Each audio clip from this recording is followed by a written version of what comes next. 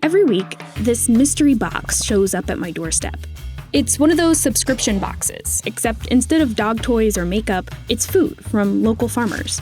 And I never know exactly what I'm gonna get. Got some salad greens, asparagus, and red corn? That's weird.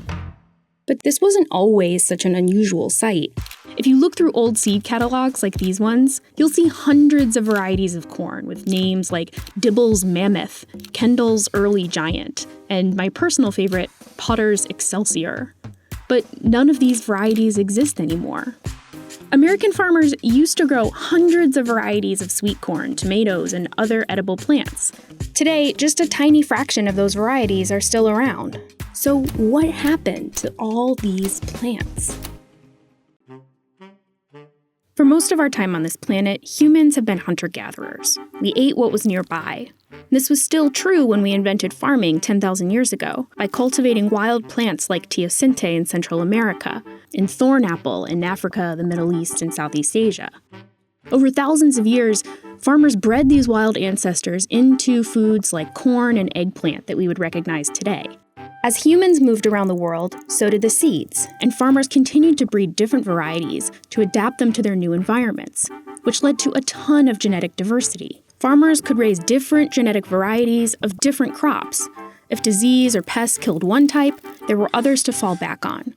But gradually, industrialization and cheap fossil fuels made us less dependent on what grew well nearby. Food on the move. From distant parts of the world comes the great variety of foods Americans demand. Most farmers switched from growing a variety of edible plants to a single crop that was easy to process and ship.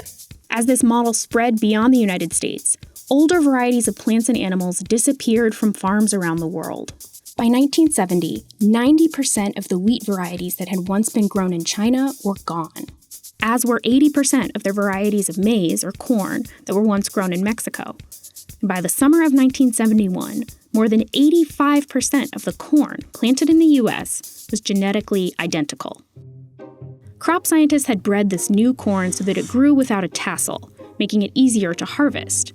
But because these plants were genetic copies of one another, that also made them susceptible to the same deadly fungus, southern leaf corn blight. It took over the U.S. corn crop, costing farmers and taxpayers millions of dollars, and the damage would have continued if it weren't for a humble little plant called teosinte, the wild grass native to Oaxaca, Mexico, and the common ancestor of the 22,000 known varieties of corn.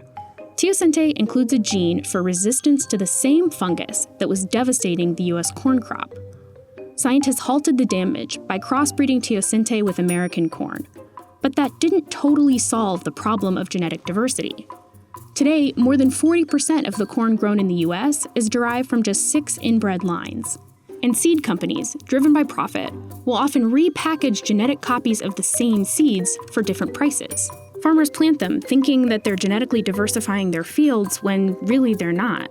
Since the corn crisis in 1971, disease has ravaged genetically uniform crops of beans, rice, tomatoes, and bananas. And it's about to get worse. The plants we eat have spent thousands of years evolving to grow in specific conditions we're changing rapidly by releasing more and more carbon dioxide into the atmosphere. We depend on corn, wheat, and rice for more than 60% of our global calories. And by 2050, we'll have 2 billion more people to feed. But because of climate change, we'll actually be producing less of all 3 of these crops. We're going to need plants that can grow in radically different conditions. And the more genetic varieties we save, the better protected we'll be. There are seed banks all over the world where scientists, indigenous communities, and farmers are all preserving older seed varieties.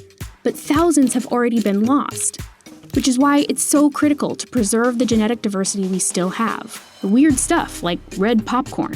And the best way to save the seeds that might save us one day is to grow them and eat them.